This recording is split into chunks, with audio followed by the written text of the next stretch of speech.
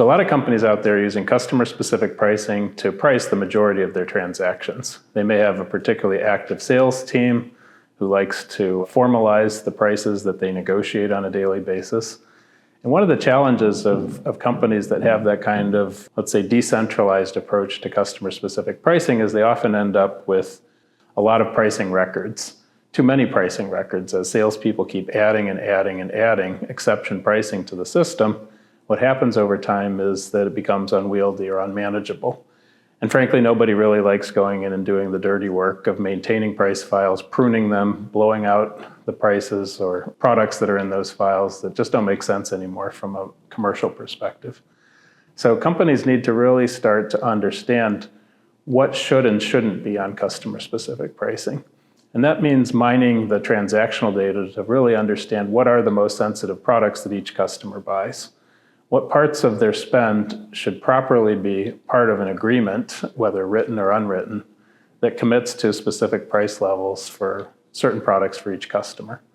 A lot of salespeople don't really understand the right strategy for how to manage customer-specific pricing. In the worst case, they may go back and look up a customer's entire spend history with their company and load those products and prices into a special pricing agreement. So unfortunately, what happens is you end up with too much of the revenue is really in that particular pricing method. Not enough of it is being preserved off of the agreement to price through it at more systematic pricing.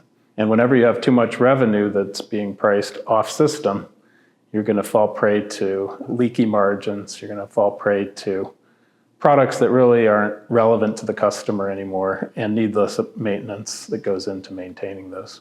So for a lot of companies, the path out of that is to really ask the question, why do we have so much off-system pricing? Why are we leaving so much of it up to sellers to try to guess what's important to the customer and what prices they should be?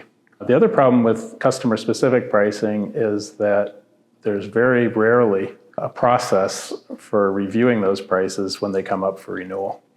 So salespeople may set them up at a price that made sense at a certain point in time. They may have cut the prices significantly to win the customer's business. And then years later, when the customer's happily buying from them and no longer out to bid, they're still maintaining those low prices. So the review process is often missing or inadequate. And a lot of companies just keep rolling over those special pricing agreements. So they'll just put an expiration date of 12/31/99 to make sure it never runs out on the customer.